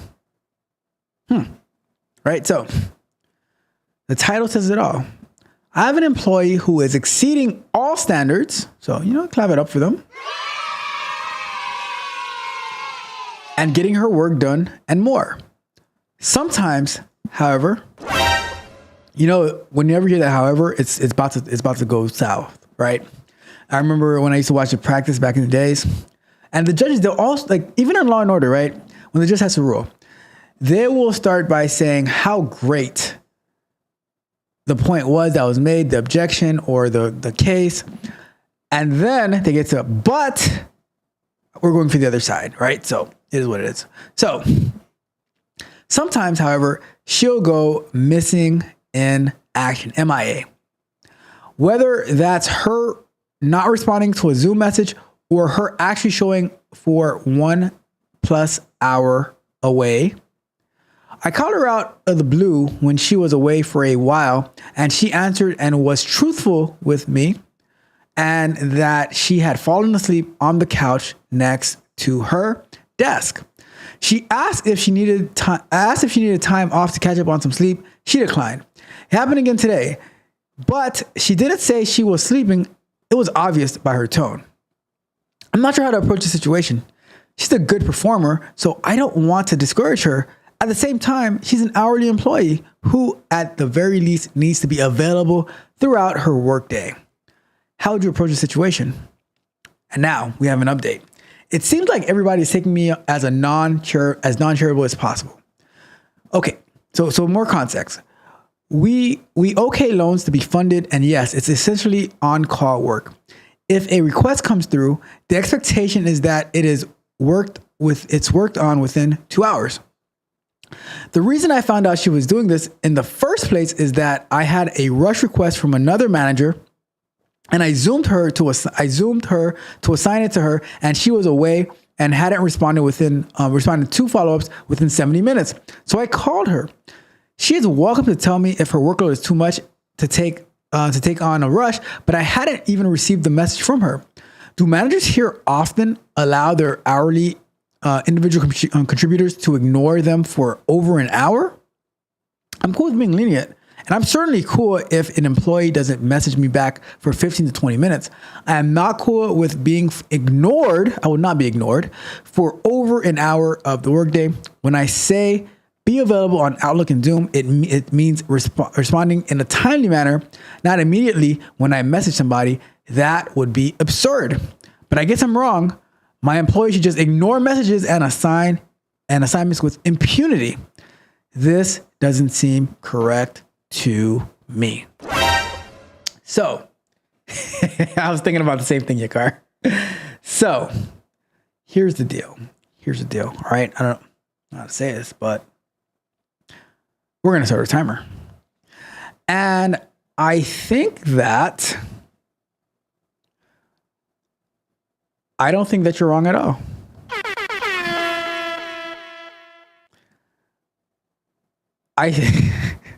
Your car has all the strategies. I think that if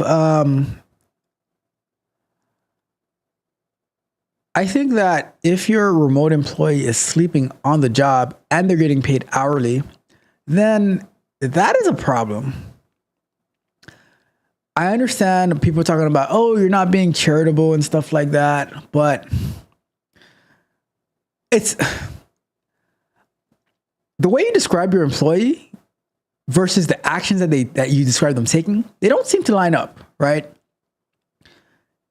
If it's hard for me to say that someone is exceeding all standards and getting their work done, if part of the work that needs to be done is that they're answering you in a timely manner.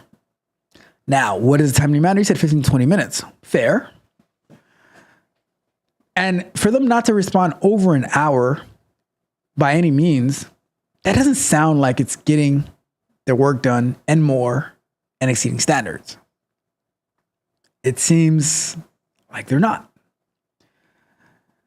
And for them to be hourly and sleeping on the job, it sounds like you're already lenient by allowing them to like by when you assign them something, they get it done. And you're technically allowing them to sleep on the clock because they're still getting paid if they're not working, I suppose. But that doesn't help. That makes it worse, Mitch. But I think you need to speak to them. And here's the thing, right? For all the people who are dreading return to office, this is the reason that people have to return to office. There are so many ways that you can always be available. Have your phone with you. Have like logged in on your phone on Teams or whatever, so that and then you set up some alarm that if you get a message, then you make it ring. Like I can set up some automation on my phone that if I get a message on Teams or whatever, that it's gonna ring alarm and it's gonna do something, you know. But I think that when we're so sloppy, like because at the end of the day, for me, I believe like the most important thing is that you get the work done. And you get the work done the way that they want it done, not the way that you want it done. So if they expect you to respond in like, if your boss expects you to respond in 15 to 20 minutes and you take an hour plus to respond, then you're hurting yourself. And like I said, your car will not put you on a PIP. He will just say, you're fired. You're fired. You're fired. You're fired. You're fired. You're fired. You're fired. And I'm trying to protect you from your car because homie don't play that. Homie don't play that. So if you, and like Mitch says, people mess it up for everyone else. Exactly. So I think that as a manager, you're going to have to speak to them and say, hey, I'm trying to be lenient with you, especially as an hourly employee. I need you to respond to me in 15 to 20 minutes, period. And if you can't do that, as amazing as I believe that you are, we are going to have a problem. We're going to have a problem. And you don't want these problems because, all right, actually, I take it back. Right? What is the name of that sickness when you just fall asleep all over the place? me see what that's called.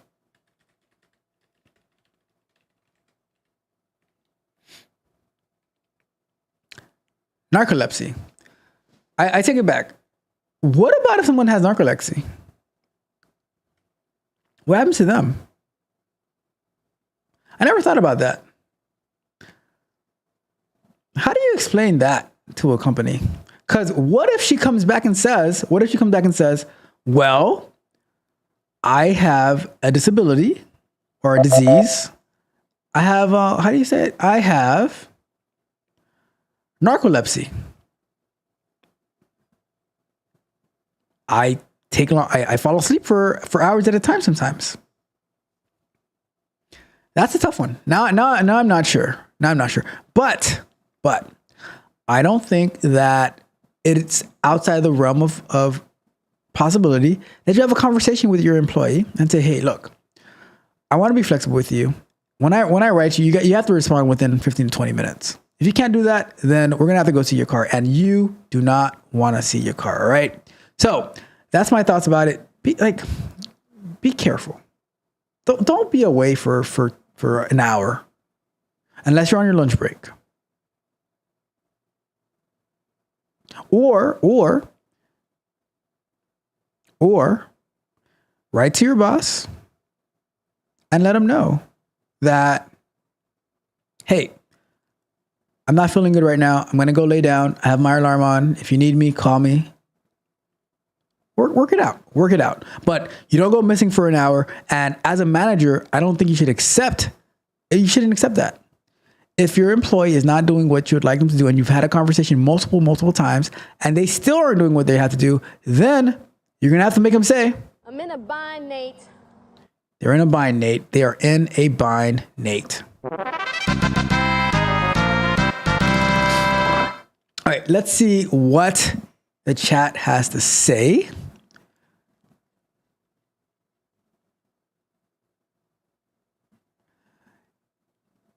And it says, just like K. Who or what is K? What did I say something? I don't know. I don't remember what I said. And Gar says she needs a digital mouse jiggler. Okay. And take 30-minute naps. That way you always respond within an hour. I mean, that's a fair point. And it says, sleep. I be sleep too. Mitch is just joking. He is not sleeping on the job. And Mitch says, just put your your notification to offline. Don't do that. And Mitch says, 15 to 20 minute time frame. You have to respond in that frame. Out of here. Your people too, Mitch. Your people too. And it says, see, these people mess it up for everyone else. And your car says, you're fired. And Mitch says, yep. Honestly, my current manager doesn't care as long as the work is done. But again, I'm Mitch. I run the show. And says, what? Ralph has a heart? Who are you? I mean, sometimes. And says, I'm not telling my job I have anything. They might not hire you. They will say someone else was more qualified. I'm just saying, like, is that a valid, like, I never heard.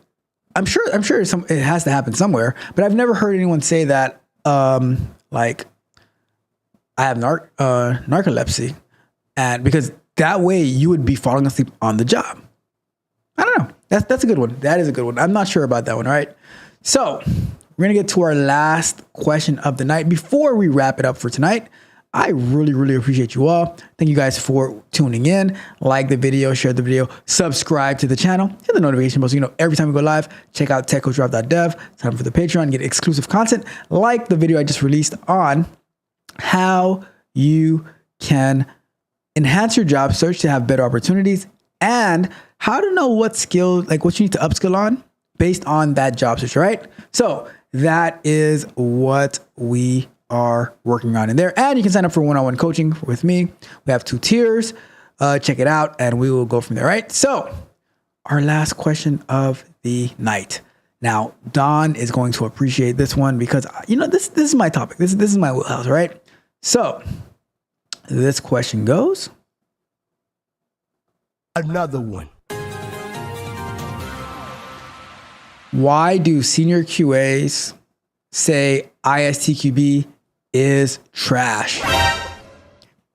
So why is ISTQB not respected by some senior testers?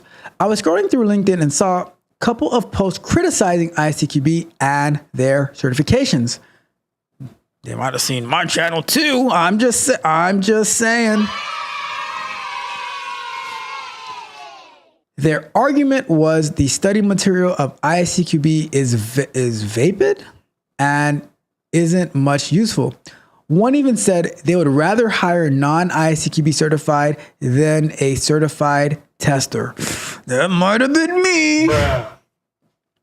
I wonder why. Anyone know something? Well, I will tell you exactly why as soon as I start the timer, right? So the reason why I don't respect the ISTQB, like someone who is ISTQB certified, I'll respect them, but I don't care about the ISTQB because it's been so many times that I've come across people and they're so desperate to get ISTQB. How many people who have ISTQB and then they're also saying, I can't find a job, I can't find a job, I can't find a job. And here's why. ISTQB is all talk, all theory, no actual experience and no actual practical knowledge. I'm going to go back to one of the first, I was in the Discord, right? And I asked him a basic interview question, It was about boundaries, right? The question was, if you need to, if your requirements are between 10 and 50, you should get this particular result. What are the values that you would test? And guess what they gave me? Because what am I expecting in this case? So they gave me a bunch of talk, and theories and stuff from the ISTQB and stuff like that. I could have sworn somebody mentioned Pythagorean's theorem in the whole process, right? I was like, what the are you guys talking about? So after all these word salad, I'm like, okay, cool, great. I understand your theory about whatever. What's the answer to my question? And then every single answer they gave me was utterly, utterly wrong.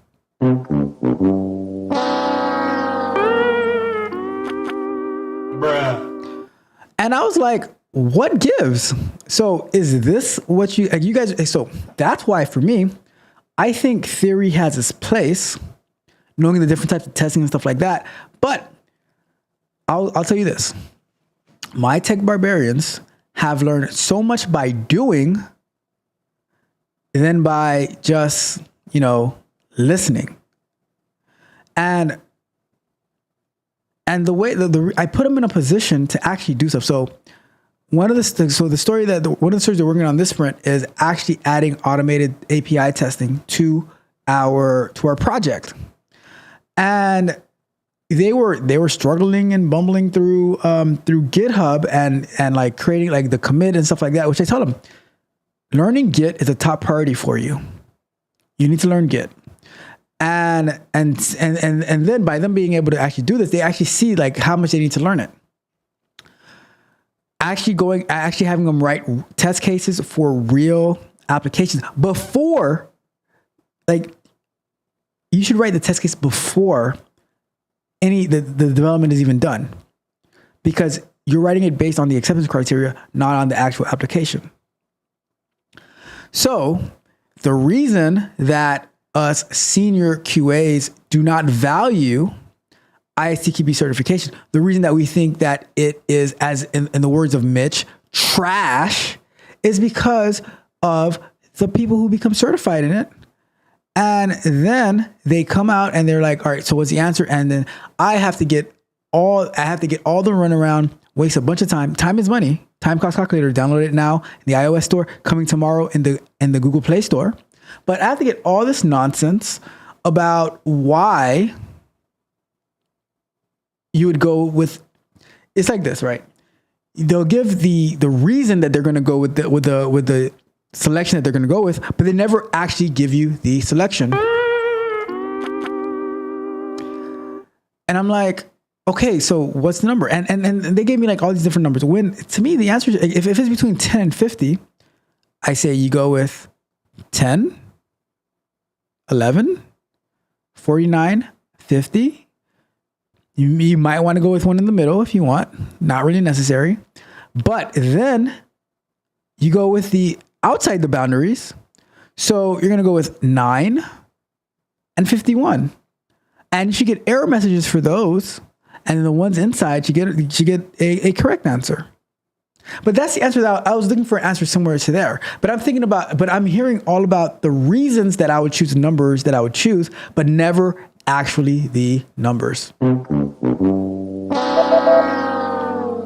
So that is why we have little faith in the ISTQB certification. And we value practical experience more than certifications, because tests and certifications and high GPAs do not teach you how to think critically, how to be innovative. It means that you just know how to study for a test and pass a test and follow the guidelines, the guardrails. While in software engineering, we're looking for you to be innovative. When you're coming up with different test scenarios, you got to think outside the box. You got to think inside the box as well for the things that stand out, obviously. But then when it goes like, what are all the risks that we can face here? That is very, very important. All right. Hopefully that answered that question on why we do not value the ISTQB certification. Now, if you're a tester already, and then like if you're already in QA and you want to go get the ISTQB certification because your job needs it for possibly a government contract or something, that's totally different. But that's because you're already in there, and now you're getting it for a reason. You're not just getting it to get it. Because guess what? Honest to God truth. You want to know what we think about your ISTQB certification? It doesn't matter what you think. It really doesn't matter. It doesn't matter, right? Either you can do the job or you can't. Hopefully that answers that question. All right, we're about to wrap up the show. We had a great show tonight. We had Don in the building. Had Mitch, of course. We have Yakar. We have our new friend, Struggle Security. So happy for you being here. Hopefully we add tons and tons of value to you. And I'm going to jump on your channel after this stream so I can see what you're talking about. And maybe we can figure something out. All right. So let's see what else we've got in the chat before we wrap it up for tonight.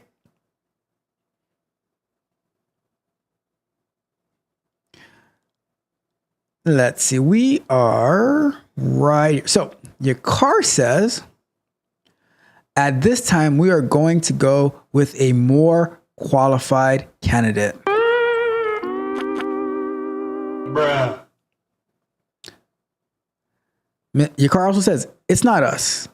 It's you. Oh.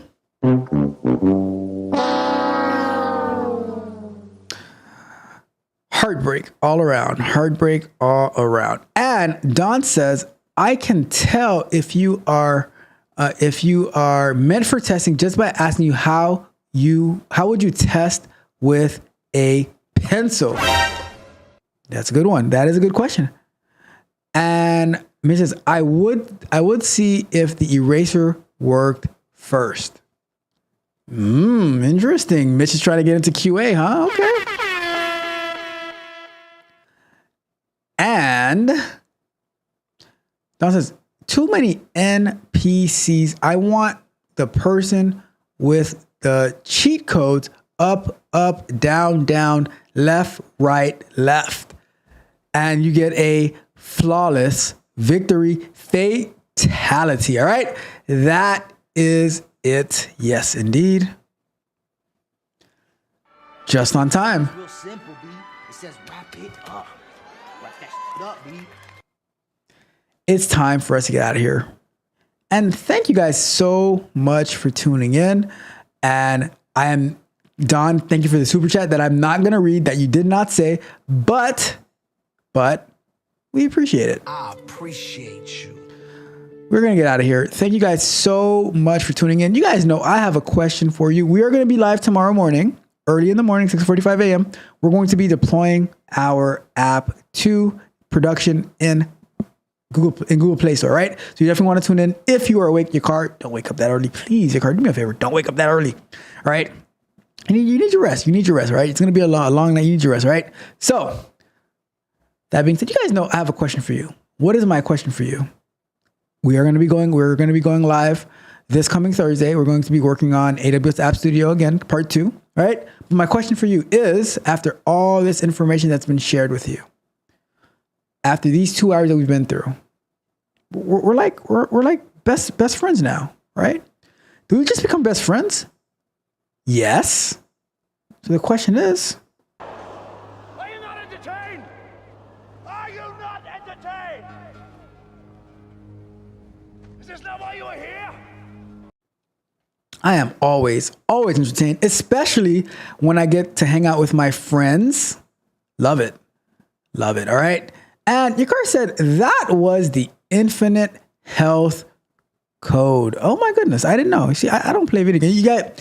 You guys know my story behind video games, so we're not going to rehash that. Very, very embarrassing. I do have it clipped up. I have to release it one day. I just can't stomach releasing it. All right. And Yakar says, I'll be there. I try to keep your car getting his rest, but he insists, right? I appreciate your car. You always. I appreciate you. and Mitch said, Hey. as your reverse psychology work. Mitch said, I'll be asleep. Don't let your boss know, Mitch. Don't let your boss know. And on our way out, we know yesterday's price is not today's price, and today's price is certainly not tomorrow's price, because one more thing.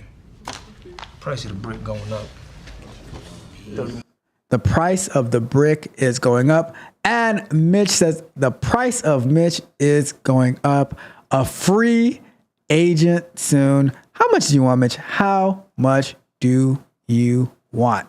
We got you covered. We got you covered. All right, Mitch. You're not going anywhere, because Be the best. and now Let's get it. see, you don't get you don't get options. All right. That's what I'm talking about. Believe in us. But on that note, we're going to get out of here. You guys, thank you guys so much for tuning in. I really appreciate you all. See you guys tomorrow morning. See you guys. Don't forget, we have our AWS App Studio presentation tomorrow at noon. And then we're going to be going live on Thursday night for AWS App Studio Part 2. See you guys all there. You guys take it easy. Have a wonderful, wonderful night. We are out.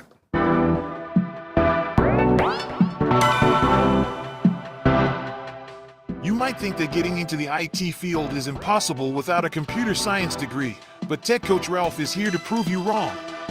Get ready for some jaw-dropping revelations on how to break into this lucrative industry. Listen up, tech enthusiasts. Are you ready to break through into the IT field, but feel like you need a computer science degree to make it happen? Think again. Tech Coach Ralph has some exclusive, mind-blowing secrets to share with you. Get ready to be blown away by his jaw-dropping revelations on how to break into the tech industry without a computer science degree. So get your notepad ready, because Tech Coach Ralph is going to change your life forever. Buckle up. because you're about to embark on a journey to success in the IT field.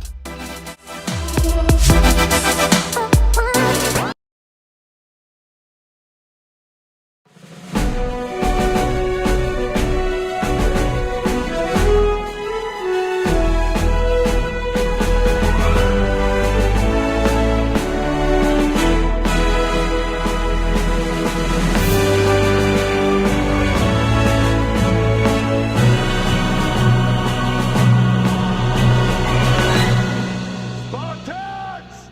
What is your profession? You should know your role and shut your mouth!